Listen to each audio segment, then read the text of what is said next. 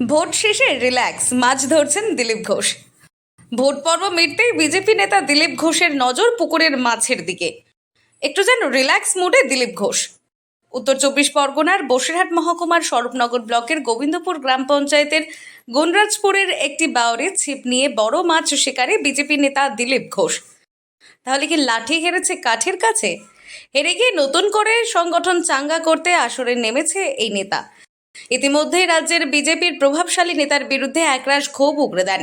রাজ্যের লোকসভার আসনে বর্ষিতে তেমন আসন না মিললেও দিলীপ ঘোষের ছিপে রুই, কাতলা, ভেটকি, গলদা চিংড়ি শিকার করলেন।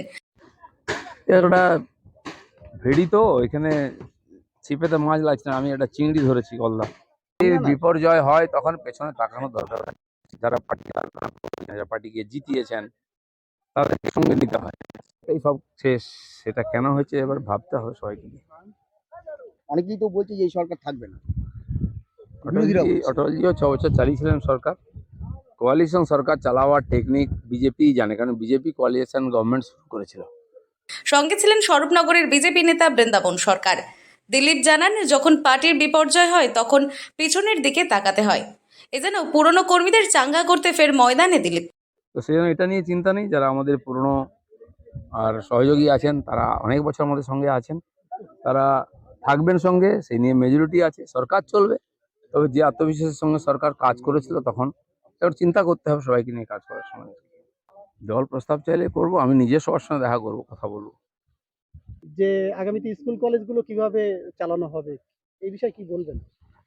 বাঁকুড়াতে কলেজ বন্ধ করে দিয়ে যখন ওরা পুলিশ রেখেছিল, পরীক্ষা বন্ধ করে দিয়েছিল কলেজের, অভিষেক ব্যানার্জি যাবেন বলে, তখন মনে হয়নি এতে অসুবিধা হয়।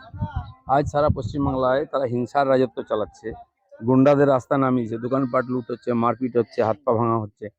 তখন যদি সেন্ট্রাল ফোর্স আসে, সরকার পুরোপুরি ফেলিওর, পুলিশ কাজ করছে না, গুন্ডাদের সঙ্গে আছে, তো তখন তো সুরক্ষা বাহিনী রাখতে হবে। 10 দিন পরে থাকবে। গতবার 2বার ছুটি দেওয়া হয়েছিল, 10-5 দিন পিছিয়ে দেবে আবার ছুটি, যতক্ষণ না স্বাভাবিক হচ্ছে।